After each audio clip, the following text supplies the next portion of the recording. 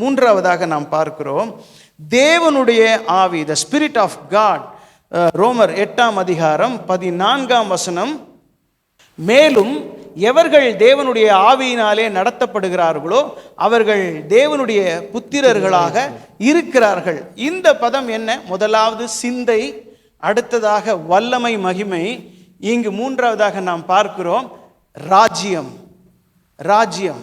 தேவனுடைய ஆவியினாலே எவர்கள் நடத்தப்படுகிறார்களோ அவர்கள் தேவனுடைய புத்திரர்களாய் இருக்கிறார்கள். ஆங்கிலத்தில் ஒரு மொழிபெயர்ப்பு இப்படியாக சொல்லியிருக்கு, for all who are allowing themselves to be led by the Spirit of God are sons of God. யாரெல்லாம் தேவனுடைய ஆவியினால் நடத்தப்பட தேவனை அனுமதிக்கிறார்களோ அவர்கள்தான் தேவனுடைய புத்திரர்களாய் இருக்கிறார்கள். அப்போ நாம் நம் வாழ்க்கையிலே தேவனுடைய ஆவியினால் நடத்தப்படுவதற்கு தேவனை நம் வாழ்க்கையிலே எவ்வளவு அனுமதிக்கிறோம் என்பது தற்பரிசோதனைக்குரியது. ஏசாயா 52:7 எனக்கு ஊழியத்திலே கர்த்தர் எனக்கு கொடுத்த வசனம். அந்த வசனம், சமாதானத்தை கூறி நற்காரியங்களை சுவிசேஷமாய் அறிவித்து ரட்சிப்பை பிரசுத்திப்படுத்தி உன் தேவன் ராஜரீகம் பண்ணுகிறார் என்று யாருக்கு சொல்லுகிற? சியோனுக்கு சொல்லுகிறவனுடைய பாதங்கள். இது மிஷினரி வசனம்னு நம்ம சொல்றோம், ஆனால் மிஷினரி வசனம் கிடையாது. இது ரட்சிக்கப்பட்டு திருச்சபைக்கு கர்த்தர் பேச சொல்லுகிற வசனம். சமாதானத்தை கூறி நற்காரியங்களை சுவிசேஷமாய், அப்படின்னா திருச்சபைக்கு ஒரு சுவிசேஷம் இருக்கிறது. என்னை நான் சொல்லிக்கொள்வேன், நான் திருச்சபைக்கான சுவிசேஷகன். ஏன்? கர்த்தர் ராஜரீகம் பண்ணுகிறார் என்றைக்கு திருச்சபைக்கு சொல்ல வேண்டிய நிர்பந்த சூழ்நிலையிலே நாம் இருக்கிறோம். யாரும் தேவனுடைய ஆவியினால் நடத்தப்பட தேவனை அனுமதிக்கிறதே கிடையாது என்பது தேவனுடைய மிகுந்த வருத்தமாக இருக்கிறது. தேவனுடைய ராஜ்யத்தையும் தேடுங்கள், நீதியை நடப்பியுங்கள், இவைகள் கூட கொடுக்கப்படும் சொல்றதுக்கு முந்தின வசனம் சொல்லியிருக்கு, உங்களுக்கு இன்னது தேவை என்பதை பிதா அறிந்திருக்கிறார். ஆங்கிலத்தில் அப்படியாக எப்படி சொல்லி இருக்குன்னா, God knows whatever you need, so do not pray for that, rather seek the kingdom of God and do his righteousness. உங்களுக்கு இன்னது தரணும்னு அவருக்கு தெரியும், தேவைன்னு தெரியும். அதனால நீங்க அதற்காக விண்ணப்பம் பண்ணாமல் அவருடைய ராஜ்யத்தை, அவருடைய ஆளுகைக்கு உங்களை கீழ்ப்படுத்தி கொண்டு அவருடைய சித்தத்தை செய்ய உங்களை அர்ப்பணியுங்கள். நாம என்ன பண்றோம்? அப்படியே மாற்றி செய்கிறோமே.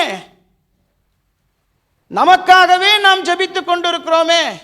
நான் போற பல இடங்கள்ல தங்களுக்கு தாங்களே ஜெபித்துக் கொள்ளுகிற ஒரு கூட்டம்.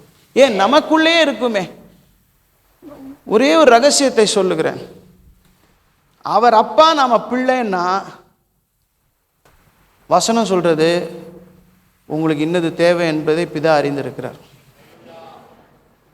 நீங்க சொல்லிதான் அவருக்கு தெரியணும்னு நீங்க நினைச்சீங்கன்னா உங்களை பெத்த பெற்றோருக்கே உங்களுக்கு என்ன தேவைன்னு தெரியாதுன்னு அர்த்தம். நீங்க பெத்த குழந்தைகளுக்கு என்ன தேவைன்னு உங்களுக்கு தெரியாதுன்னு அர்த்தம். நீங்க ஒத்துப்பீங்களா? நீங்க பெற்ற குழந்தைகளுக்கு என்ன தேவைன்னு உங்களுக்கு தெரியும் இல்லையா? நான் பெத்த பிள்ளைக்கு என்ன செய்யணும் எனக்கு தெரியும் அப்படின்ட்டு சண்டை போடுவீங்களே, அதிகாரமா சொல்லுவீங்களே. அப்ப அவர் பெத்த பிள்ளைகளாகிய நமக்கு என்ன தேவைன்னு அவருக்கு தெரியாதா? அவருக்கு நாம யார் ஆலோசனை சொல்றதுக்கு? நாம போய் எப்படி கேட்கறதுக்கு? திருச்சபையிலே சில எமோஷனல் மிஸ்டேக்ஸ் நடக்கிறது, உணர்ச்சி வயப்படுகிற மிஸ்டேக்ஸ் நடக்கிறது. ஏனென்றால் நாம் இந்த உலகம் தேவனால் படைக்கப்பட்ட இந்த நிதர்சன உலகத்துக்குள்ளே பிசாசானவன் மாயையாக வைத்திருக்கிற ஒரு சிஸ்டம் இருக்கு தெரியுமா? The world system. இந்த வேர்ல்டு சிஸ்டத்தை நம்ம பார்த்து நாமே சூடு போட்டுக் கொள்கிறோம், எமோஷன் ஆகிறோம். அவனவன் இந்த உலக சிஸ்டம்குள்ள ஓடி பிரபல்யம் அடைகிறதும், வாங்குறதும், சேர்க்கிறதும், ஆஸ்தி வைத்துக் கொள்வதும் எல்லாவற்றையும் பார்க்கிறோம். அது கிறிஸ்தவர்களாக இருந்தாலும் அவர்கள் செய்வதை பார்க்கிறோம். அப்ப நான் மட்டும் பின்தங்கி இருந்தேன்னா என்னை எல்லாரும் ஏளனமா நடப்பானே என்று அந்த கிரௌடோட ஓட பார்க்கிறோம். அது கர்த்தருடைய ஓட்டம் அல்ல. அது தேவனுடைய ஆவி நடத்துகிற நடத்துதல் அல்ல. தேவனுடைய ஆவியானவர் நடத்துவார் என்றால் நீங்கள் உலகத்தாரை போல இல்லாமல் நீங்கள் தேவனுடைய பிள்ளைகளை போல இருப்பீர்கள். அல்லேலூயா. நீங்கள் உலகத்துக்கு ஒத்த வேஷம் தெரியாமல், இந்த உலகத்தோட சிஸ்டம் செய்கிற எல்லா கவர்ச்சிக்கும் நீங்கள் ஆட்கொள்ளாமல் எல்லாத்தையும் யூஸ் பண்ணுவோம். அதான் பவுல் சொல்லுவான், நான் எல்லாத்தையும் யூஸ் பண்ணுவேன்ப்பா, ஆனால் எதுவுமே எனக்கு அடிமை கிடையாது. எதுவுமே இல்லை, நான் எதுக்கும் அடிமை கிடையாது. எதுவும் என்னை ஆட்கொள்ள முடியாது, எதையும் என்னை சேலஞ்ச் பண்ண முடியாது. நான் அதை அடைவேன் என்று ஓட மாட்டேன். பரலோகத்தில் நான் எதற்காக அழைக்கப்பட்டேனோ அதை அடைந்து கொள்வேன் என்று ஆசையாய் பின்தொடர்வேன். பிதாவின் ஆவியினால் நடத்தப்படணும் என்றால் நான் தேவனுடைய ராஜ்யத்திற்கு, ஆளுகைக்கு கீழ்ப்படிவேன். அதான் ஜெபிக்க கற்றுக் கொடுத்த தேவன் என்ன கற்றுக் கொடுத்தார்? உம்முடைய ராஜ்யம் வருவதாக. எங்க வரணும்? வசனம் சொல்லுகிறது. உம்முடைய ராஜ்யத்தை குறித்து இயேசு கற்றுக் கொடுக்கும் பொழுது லூக்கா 17:20-21 வசனத்தை வாசியுங்கள். அதற்கு இயேசு, லூக்கா 17, தேவனுடைய ராஜ்யம் எப்பொழுது வரும் என்று பரிசேயர் அவரிடத்தில் கேட்ட பொழுது அவர்களுக்கு அவர் பிரதியுத்தரமாக, தேவனுடைய ராஜ்யம் பிரத்யட்சமாய் வராது, இதோ இங்கே என்றும் அதோ அங்கே என்றும் சொல்லப்படுவதற்கு ஏதுவாக இராது. வெரி கிளியரா சொல்லி இருக்கிறார். பிரத்யட்சமாய் வராது, இதோ இங்க கிழக்குல இருக்கு, இதோ இங்க மேற்குல இருக்கு, இல்ல நாங்க தான் தேவனுடைய ராஜ்யம், நாங்க தான் பரலோகம் போவோம், எந்த கிளைமிங்க்கும் இங்க வாய்ப்பே கிடையாது. வசனம் தொடர்ந்து சொல்லும் பொழுது, இதோ தேவனுடைய ராஜ்யம் உங்களுக்குள் இருக்கிறது, நமக்குள்ள இருக்கிறது. கையில இருக்கிற வெண்ணையை விட்டுட்டு எங்க நெய் கலையிறேன்னு சொல்லுவோம் தெரியுமா? இருக்கிறத விட்டுட்டு பறக்கிறதுக்கு அலையிறேன்னு சொல்லுவோம் தெரியுமா? நமக்குள் இருக்கிற தேவனுடைய ராஜ்யம், பிதாவின் ஆவி உங்களில் இருந்தால், முந்தின வசனம் வாசிச்சோமே. அப்போ தேவனுடைய ராஜ்யம் நமக்குள் இருக்கிறது. அந்த ராஜ்யத்திற்கு கீழ்ப்படிவது என்பதும் நமக்குள்ளதான் இருக்கு. அந்த ராஜ்யத்தை ஆளுகை செய்ய அனுமதிப்பது என்பதும் நமக்குள்ளதான் இருக்கிறது. இயேசு ஒரு இடத்துல சொல்வார், உங்கள் சந்தோஷத்தை ஒருவரும் எடுத்து போட முடியாது, ஆனா நம்மளால எடுத்து போட முடியும். தேவன் நம்மில் வைத்திருக்கிற தம்முடைய சித்தத்தை செய்து போடுவதை தடுக்கவே முடியாது. தேவன் செய்ய நினைப்பதை தடுப்பவன் ஒருத்தர் இருக்கான், நான் தான், அது நாம தான். தேவன் நம்மில் வைத்திருக்க தம்முடைய ஆளுகையை தடுக்கிற விருப்பமும் தீர்மானமும் நம்ம கிட்ட இருக்கு. ஏனென்றால் அவர் அவரை போலவே நம்மை படைத்து விட்டார்.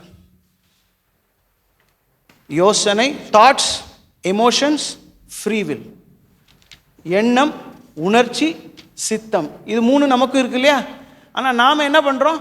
இந்த சரீரத்தினாலே பார்க்கிறதுனாலே, அந்த சரீரத்தின் கவர்ச்சியினாலே பார்க்கிறவைகளை எண்ணமாக கொண்டு அதை உணர்ச்சி வயப்பட்டு அதை தீர்மானித்து அதற்காக உபவாசம் பட்டு அதற்காக கர்த்தரை ப்ரெஷர் பண்ணுறோம். ஆனால் கர்த்தர் என்ன செய்கிறார்? நீ பரலோகத்துக்கு வரணும், என்னோடு கூட இருக்கணும், அதற்காக நான் உனக்காக என்ன நினைக்கிறேன், உனக்காக என்ன நான் வாஞ்சிக்கிறேன், உனக்காக என்ன நான் தீர்மானிக்கிறேன், அதை உன் வாழ்க்கையில் செய்கிறேன். இது ரெண்டும் சண்டை போட்டுக்கிறது. அல்லேலூயா. அப்போது நான் தேவனுடைய ஆவியினால் நடத்தப்பட வேண்டும். நடத்தப்பட்டால் எனக்கு ஒரு பேர் இருக்கு. என்ன பேர்? தேவனுடைய புத்திரர். அல்லேலூயா. தேவனுடைய புத்திரராக இருக்க நம்மை நாம் அர்ப்பணிக்க வேண்டும்.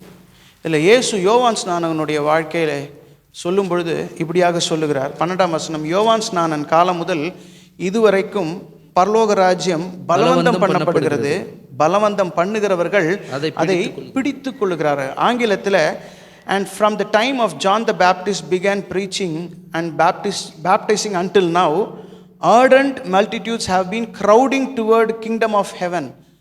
பெருந்திரளான வைராக்கியமுள்ள கூட்டம் பரலோகத்தை பலவந்தம் பண்ணுகிறது என்றால் பரலோகத்துக்குள் நுழைவதற்கான போராட்டத்தை போராடுகிறது. ஆங்கிலத்தில் ஒரு வார்த்தை வயலன்ஸ், வன்முறை என்கிற வார்த்தை பயன்படுத்தப்பட்டிருக்கிறது. ஏதான ஒரு கதவை அடைத்து வைத்தால் அதை கதவை தாண்டி போகணும் என்றால் வன்முறையாலே போராடி கதவை உடைச்சிட்டு உள்ள போவாங்க தெரியுமா? அதுபோல யோவான் ஸ்நானகன் காலத்திலே, இயேசு அப்பொழுது பேசி கொண்டிருந்த காலத்திலே இயேசு சொல்றார், ஒரு பெருந்திரளான கூட்டம் பரலோகத்துக்குள்ளாக பிரவேசிக்க அந்த கதவை உடைத்து கொண்டு உள்ள போக, வாசலை உடைத்து கொண்டு உள்ள போக பிரஷர் பண்ணி கொண்டிருக்கிறது. அப்படி பலவந்தம் பண்ணப்படுகிறவர்களாகத்தான் பரலோக ராஜ்யத்தை பிடித்துக் கொள்ள முடியும். தேவனுடைய ராஜ்யத்தில் நான் இருக்க வேண்டும், தேவனுடைய ஆளுகையில் நான் இருக்க வேண்டும் என்று போராட்டம் பண்ணணும், அதுக்காக உபவாசம் பண்ணணும். நாம் பரலோக ராஜ்யத்தை பலவந்தம் பண்ணுகிறதே கிடையாதே.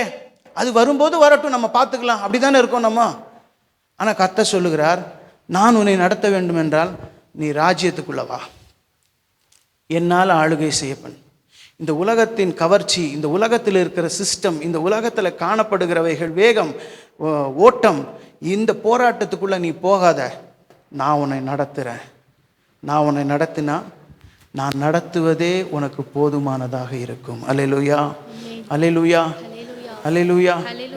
இந்த உலகத்தோடு நம்ம ஓடக்கொண்ட வசனம் சொல்லுகிறது, இயேசுவை பார்த்து பொறுமையாக ஓடுங்க. அல்லேலூயா. இயேசு பொறுமையாக தான் ஓடினார். இந்த உலகம் போகிற ஓட்டத்துக்கெலாம் ஈடு கொடுக்கல. ஆனால் நாமெல்லாம் இந்த உலகம் போகிற ஓட்டத்துக்கு ஈடு கொடுத்துட்டே இருக்கோம்ல. பக்கத்து வீட்டுக்காரன் ஜெயிச்சா நானும் ஜெயிக்கணும்னு ஆசைப்படுறேன் தெரியுமா? அதுவே முதல் தப்பு. அதுவே முதல் தப்பு. கர்த்தர் நான் என்ன செய்யணும்னு நினைக்கிறாங்கிறத போய் கர்த்தர் இடத்துல கேட்கணும். அவருடைய ஆளுகையில் அவர் ஜெயிக்கணும் விருப்பப்பட்டா ஜெயிக்கலாம், இல்லை அடுத்த வருஷம் கூட ஜெயிக்கலாம்.